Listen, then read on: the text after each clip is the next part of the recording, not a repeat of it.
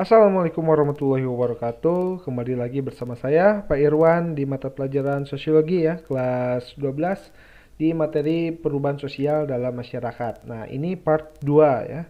Jadi kalau belum menonton part satunya, silahkan tonton dulu part satunya biar nyambung dengan materi yang akan kita bahas kali ini. Nah, langsung saja kita mulai. Untuk KD dan tujuan pembelajarannya mungkin kalian bisa lihat ya di part satu kemarin sudah ditayangkan. Jadi kita akan mulai ke materinya. Oke. Oke, kita lanjutlah kepada pembahasan selanjutnya yaitu faktor penyebab perubahan sosial. Nah, faktor penyebab perubahan sosial ini saya bagi menjadi dua, bukan saya sih yang bagi ya, cuman saya kutip dari buku dan itu terbagi menjadi dua ya. Ada faktor internal dan ada faktor eksternal. Nah, faktor internal ini meliputi penemuan baru, perubahan jumlah penduduk, pertentangan dalam masyarakat, dan yang terakhir terjadinya pemberontakan atau revolusi. Sedangkan dalam faktor eksternal itu ada dalam perubahan lingkungan fisik, peperangan, dan masuknya kebudayaan dari masyarakat lain. Oke, kita bahas satu per satu. Dimulai dari yang faktor internal ya. Nah, perubahan sosial yang faktor internal yang pertama itu adalah penemuan baru. Nih, penemuan baru. Apa itu penemuan baru? Penemuan baru dalam bahasa Inggris tuh ada dua ya. Ada yang dimaksud dengan discovery, ada yang dimaksud dengan invention. Nah, apa yang dimaksud dengan discovery? Kalau discovery itu adalah penemuan unsur kebudayaan baru baik berupa alat ataupun berupa ide. Nah, ini ya discovery ini unsur kebudayaan baru yang benar-benar baru yang belum pernah ditemukan sebelumnya, bisa berupa alat ya, bisa berupa ide, bisa berupa material, bisa berupa imaterial. Nah, kalau invention itu adalah bentuk pengembangan dari suatu discovery. Sehingga penemuan baru itu mendapatkan bentuk yang dapat diterapkan atau difungsikan. Oke, contohnya adalah misalkan kalau berupa alat ya, kalau misalkan berupa alat, dulu tuh manusia nggak mengenal yang namanya logam, ya, logam. Ketika manusia pertama kali menemukan logam, itu adalah discovery. Ketika logam ini diolah, ya, menjadi palu misalkan, atau menjadi kapak ya, jadi kapak, kapak. Nah, ini itu adalah invention. Sedangkan logam itu sendiri adalah discovery. Discovery kayak gitu. Ini kalau misalkan berupa alat ya. Atau misalkan dulu tuh nggak ada yang namanya penanak nasi gitu kan. Nah, sehingga dibuatlah alat berupa penanak nasi, panci ya, panci. Nah, ketika panci ini pertama kali ditemukan itu yang disebut dengan discovery. Tapi panci zaman sekarang ini ternyata macam-macam. Bisa ada panci presto, gitu kan. Ada panci anti lengket, ada panci DLL lah. Nah, yang ini tuh adalah invention. Invention. Nah, kalau misalkan yang ini kan berupa alat ya. Ini contoh berupa alat. Kalau misalkan berupa ide tuh misalkan contoh dulu tuh nggak ada yang namanya sistem demokrasi. Jadi demokrasi itu dulu nggak ada ya, karena dulu tuh zamannya kerajaan ya. Dulu itu kerajaan, ya. Lalu ada seorang pemikir hebat, Aristoteles misalkan, ya. Aristoteles mikir bahwa harusnya yang berkuasa itu adalah rakyat gitu kan, rakyat, nggak boleh raja, karena pemerintahan itu oleh rakyat untuk rakyat. Nah, oleh rakyat untuk rakyat. Nah, ini tuh ketika ada ide ini, itu adalah yang disebut dengan discovery. Sampai akhirnya ide ini dijadikan sebuah sistem demokrasi,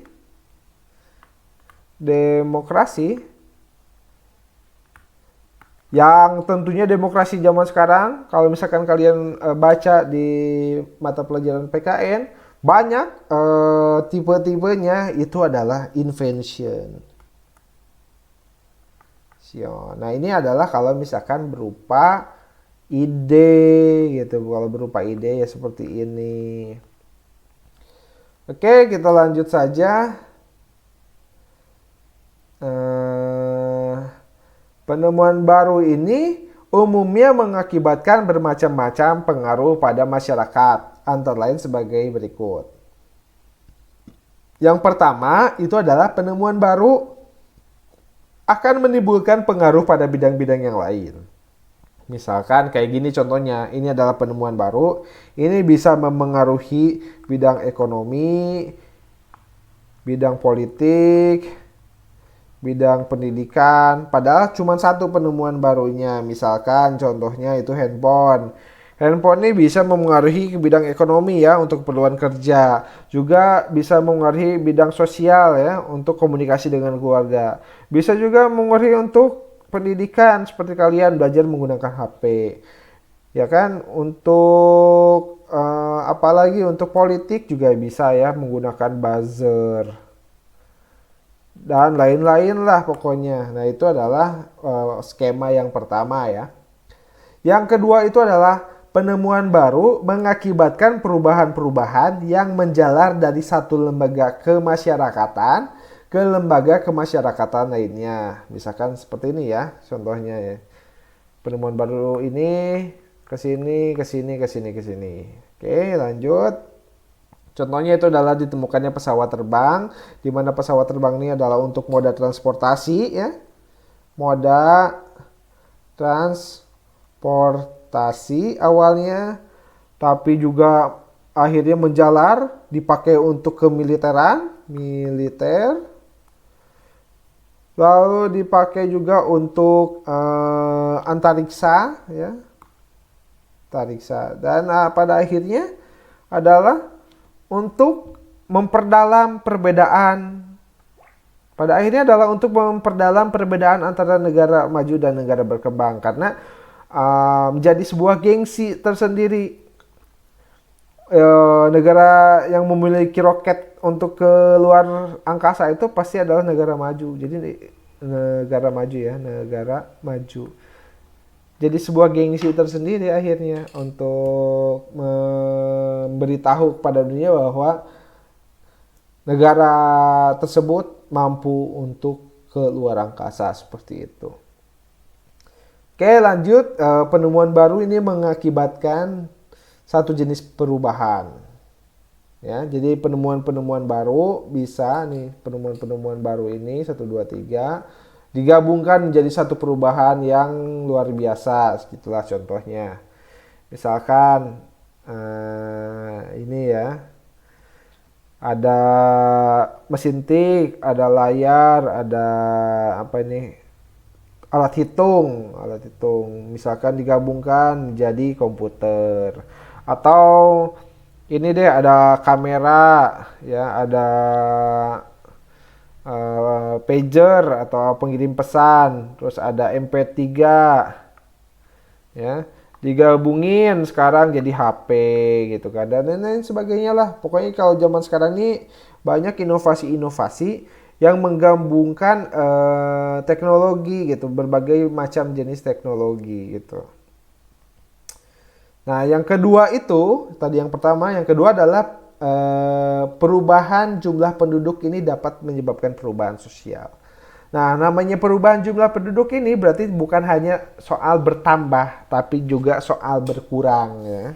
Bertambahnya jumlah penduduk bisa menyebabkan perubahan sosial, dan berkurangnya jumlah penduduk bisa memengaruhi perubahan sosial ya. Nah, pengaruh bertambah atau berkurangnya itu bisa dilihat dari jumlah kelahiran, jumlah kematian, ataupun jumlah orang-orang yang bermigrasi. Nah, misalkan ya, ini kalau misalkan bertambah penduduk akan menyebabkan terjadinya perubahan sosial ya. Tentu. Kalau misalkan bertambah penduduknya semakin padat, maka akan juga terjadi yang namanya kriminalitas gitu kan. Masuklah daerah-daerah kumuh, sehingga gara-gara daerah kumuh karena jumlah penduduknya terlalu padat di sebuah kota, akhirnya kos-kosan satu kamar tuh dengan kamar mandinya dalam satu tempat ya, seperti ini. Nah, ini kalau misalkan jumlah penduduknya bertambah menjadi sangat padat dari satu kota yang tidak terlalu padat menjadi sangat padat. Tapi kalau misalkan berkurang, ya tentu juga akan menyebabkan perubahan sosial. Nah, kalau berkurang nih biasanya kan karena migrasi ya, orang kampung ke kota gitu. Akhirnya apa? Di kampung menjadi kekurangan tenaga kerja, ya. Di kampung jadi kurang tenaga kerja. Gitu. Ini kalau misalkan berkaitan dengan perubahan jumlah penduduk ya. Karena ini ya poin-poin penting dalam perubahan jumlah penduduk tuh bisa dilihat dari angka kelahiran, angka kematian, dan angka migrasi ya. Migrasinya itu bisa urbanisasi ataupun ruralisasi, tergantung. Nah, yang selanjutnya itu adalah pertentangan dalam masyarakat atau konflik sosial. Nah, pertentangan sendiri atau konflik ini dapat menghasilkan perubahan sosial atau sebagai sumber terjadinya perubahan sosial ya. Nah, konflik ini sendiri dalam masyarakat dapat terjadi antar kelompok sosial ataupun antar kelas sosial. Misalkan kalau antar kelompok sosial tuh ya seperti konflik sampit yang terjadi pada tahun 2001 ya. Sampai dengan selesai ini diselesaikan ketika zaman SBY. Nah, bagi yang belum tahu silahkan saya tugaskan nih untuk searching, untuk cari Google ya. Cari Google mengenai konflik sampit nih, karena waktunya tidak cukup ya kalau misalkan di video ini terlalu panjang nanti. Nah, ini kalau contoh dari konflik antar kelompok sosial, di mana konflik ini juga pasti akan memengaruhi perubahan sosial yang ada di masyarakat Kota Sampit pada khususnya, pada umumnya di Kalimantan tentunya. Oke, dan lanjut kalau misalkan antar kelas sosial ya misalkan ini ya. Itu adalah buruh yang menuntut upah kepada pemilik pabrik. Nah, seperti itu. Tentunya ini juga akan menyebabkan perubahan sosial karena kalau misalkan dinaikkan nanti kesejahteraan para buruh pun akan ikut meningkat. Nah, ada perubahan sosial di situ. Selanjutnya di faktor internal itu adalah terjadinya pemberontakan atau revolusi ya. Nah, terjadi pemberontakan atau revolusi. Nah, revolusi ini dapat menyebabkan perubahan sosial dalam skala yang sangat luas. Yang namanya revolusi pasti menyebabkan perubahan sosial yang sangat luas. Nah, pemberontakan untuk menentang tatanan yang telah berjalan lama akan menimbulkan perubahan sosial jika masyarakat beralih dari tatanan lama ke tatanan yang baru. Nah, contohnya apa? Contohnya itu ketika proklamasi. Proklamasi ini adalah salah satu bentuk revolusi sebenarnya. Karena ketika zaman Soekarno membacakan teks proklamasi, maka kita secara sah gitu kan, secara de jure, secara de facto bukan lagi negara yang dijajah tapi negara yang merdeka. Ketika negara itu merdeka, banyak perubahan yang terjadi di Indonesia yang bisa kita rasakan sampai sekarang perubahannya. Nah, revolusi yang kedua nih atau ya pemberontakan yang kedua itu adalah pemberontakan yang dilakukan G30 SPKI ya. Nah, ini adalah salah satu contoh dari bentuk pemberontakan, tapi pemberontakan ini gagal ya. Andaikan saja pemberontakan ini berhasil, mungkin negara kita bukan negara demokrasi ya. Nah, beruntung kita pemberontakannya gagal sehingga kita masih bisa mempertahankan Pancasila kita sebagai negara yang berbasis Pancasila gitu. Dan pemberontakan selanjutnya atau revolusi selanjutnya itu adalah contohnya, ini contoh selanjutnya itu adalah masa reformasi tahun 98, yaitu ketika Soeharto digulingkan dari jabatannya. Nah, untuk detail-detailnya mungkin kalian bisa tanya ke guru sejarah kalian, atau kalian, saya tugaskan lagi deh, cari informasi mengenai 3 hal ini nih.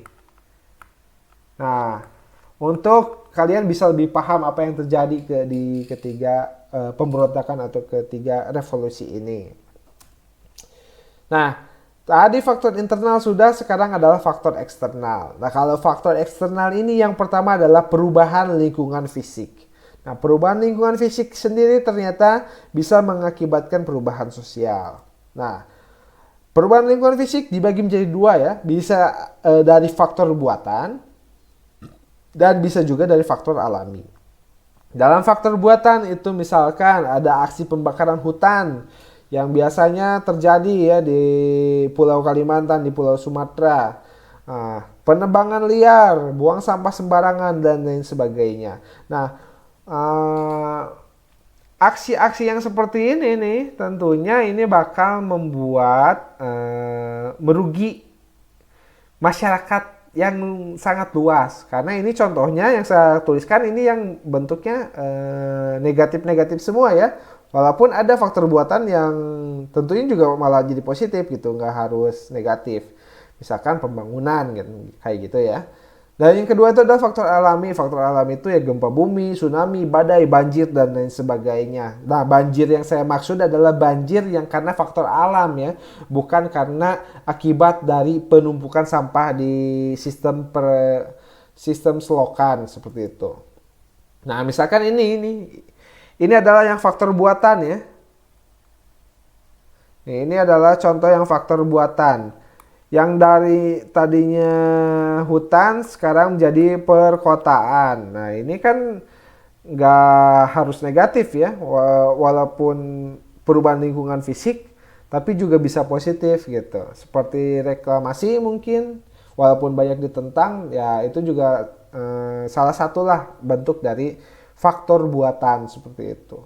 Nah, dan ini adalah faktor alami ya. Ini Aceh ya, ini Aceh. Aceh yang terkena ini adalah sesudah tsunami. Tsunami ya, ini setelah tsunami, ini sebelum ya.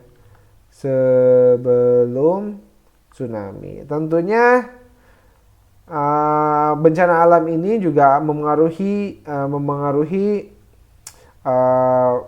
perubahan, mengaruhi pola perilaku masyarakatnya, sehingga ada perubahan sosial yang terjadi di situ. Yang faktor eksternal yang selanjutnya itu adalah peperangan. Nah, tentu saja yang namanya peperangan ini selalu merugikan ya, karena peperangan ini mengakibatkan terjadinya perubahan sosial pasti ya. Negara yang menang dalam perang itu biasanya memaksakan kebijakannya terhadap negara yang kalah. Nah, sebagai contoh nih, negara yang menang ini seringkali memaksakan ide, nilai, ataupun norma sosial kepada masyarakat yang kalah. Itu biasanya seperti itu. Ya, ini terjadi ketika kita memperjuangkan kemerdekaan. Nah, ketika masyarakat Indonesia ini, para pahlawan kita ini memperjuangkan kemerdekaan, pada dasarnya kan ingin memaksakan bahwa kita masyarakat Indonesia ini ingin memaksakan untuk merdeka. Tuh, ketika menang gitu kan, maka kita memaksakan pada dunia bahwa kita ini memiliki ide, kita ini memiliki nilai, kita ini memiliki norma yang baik yang bisa dianut oleh masyarakat Indonesia, yaitu Pancasila ya. Pancasila sebagai ideologi dasar negara. Nah, ini juga kemerdekaan kita juga diraih dari beberapa puluh, mungkin beberapa ratus peperangan yang ada di Indonesia seperti itu, ataupun di Jepang ya. yang memang terkena bom atom. Nah, ketika terkena bom atom nih, kota Hiroshima dengan Nagasaki, sehingga Jepang eh, mundur dari Perang Dunia Kedua ya. Nah, ketika mundur dari Perang Dunia Kedua, akhirnya Indonesia bisa merdeka seperti itu. Dan yang terakhir itu dari faktor eksternal itu adalah masuknya kebudayaan dari masyarakat lain. Nah, Indonesia ini kalau zaman dulu ya, zaman dulu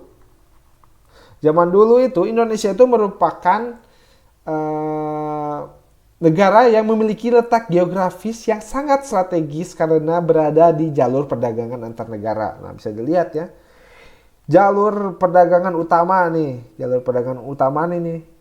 Barang-barang dari Cina itu untuk bisa ke India, ke Eropa sana itu lewat mana? Lewat kita, lewat sini. Bahkan jalur minyak pun sampai sekarang nih jalur perdagangan itu Indonesia tuh merupakan salah satu tempat lewatnya gitu. Salah satu kuncinya, kunci transportasi di laut gitu.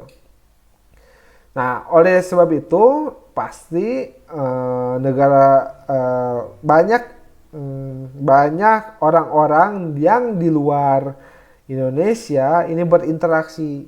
Nah, berinteraksi ya, makanya dulu di sini ada Indonesia nih ada, kalau kalian belajar sejarah ya, ada Hindu, ada Buddha gitu kan, ada Islam, ada Kristen. Nah, itu yang dibawa agama-agama ini dibawa dari mana gitu? Dari masyarakat luar gitu. Dari masyarakat luar sehingga masuklah kebudayaan luar ke Indonesia bercampur aduk di situ. Terjadi asimilasi, terjadi akulturasi, terjadi difusi di Indonesia sehingga Indonesia ini banyak gitu suku, bangsa dan budayanya. Itu zaman dulu. Tapi kalau zaman sekarang, nih, ini zaman sekarang ya. Dengan kemajuan teknologi komunikasi, setiap negara bisa mengetahui informasi kebudayaan negara lain secara cepat dan mudah. Bahkan saat suatu kebudayaan dapat tersebar luas dan diikuti oleh masyarakat lainnya. Ya misalkan apa ya? Misalkan kayak gini lah. Untuk zaman sekarang nih yang masih banyak digandrungi itu adalah K-pop ya, K-pop.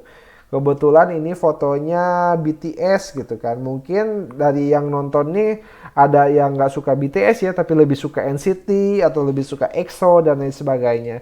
Nah, kenapa kalian bisa tahu itu semua ya? Gara-gara ada teknologi komunikasi. Ada yang namanya internet gitu. Kalau misalkan tidak ada internet, mungkin kalian nggak akan kenal yang namanya BTS. Ya kan nggak akan kenal yang namanya EXO dan lain sebagainya deh pokoknya yang berbau-bau pop culture. Memang pop culture di Indonesia saat ini yang masih banyak digandrungi itu adalah Korea ya. Walaupun banyak juga yang suka wibu gitu kan, yang suka Jepang, yang suka Marvel dan lain sebagainya seperti itu. Nah, sampai di sini ada yang mau ditanyakan? Ada nggak? Nah, kalau misalkan ada ataupun mau berdiskusi langsung, silahkan tanyakan di kolom komentar. Mungkin nanti saya akan buatkan videonya. Nah, semoga penjelasan yang saya utarakan ini tidak memuaskan rasa keingintahuan kalian. Sehingga kalian mau baca-baca lagi di referensi yang lainnya deh. Baca-baca di buku, baca-baca di Google, baca-baca di koran, atau baca-baca di mana saja terserah kalian. Nah, saya di sini cuma mengantarkan saja seperti itu. Oke, cukup sekian dari saya. Terima kasih sudah menonton video ini. Jangan lupa like, subscribe, and komen. Ya, seperti itulah, saya bukan YouTuber, tapi terima kasih. Wassalamualaikum warahmatullahi wabarakatuh.